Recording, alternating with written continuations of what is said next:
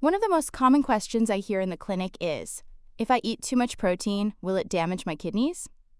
It's a valid concern, especially since chronic kidney disease, CKD, is on the rise in the US, and unfortunately, many people are diagnosed only when they're already in the late stages. At that point, the kidneys are barely working and patients often depend on dialysis, something no one wants. But here's the truth.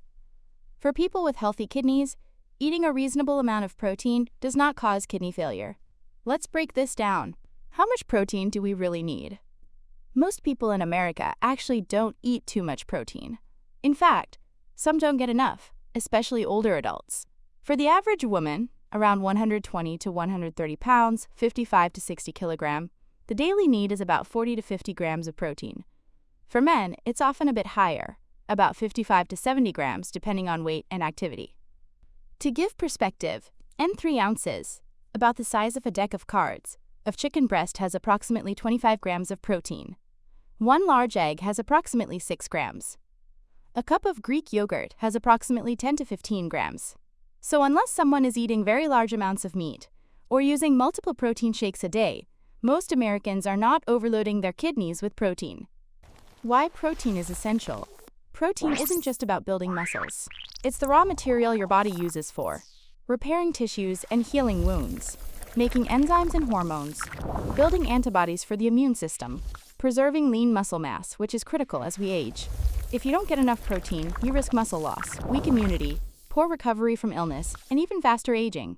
When protein can be a problem. Here's the key distinction. If your kidneys are healthy, protein is not harmful. In fact, higher protein diets can support weight loss and better blood sugar control.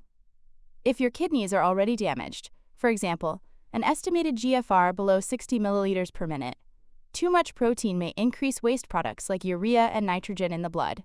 That can worsen symptoms like fatigue, swelling, and nausea.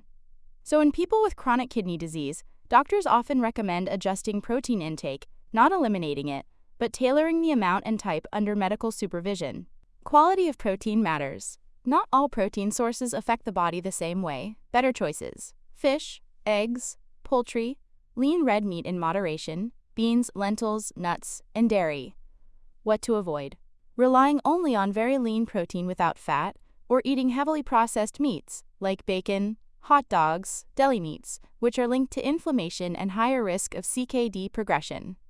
In fact, pairing protein with healthy fats, like salmon with omega-3s or chicken with the skin on in moderation, may even reduce inflammation compared to eating only very lean cuts. So, does eating too much protein cause kidney failure? No, not if your kidneys are healthy.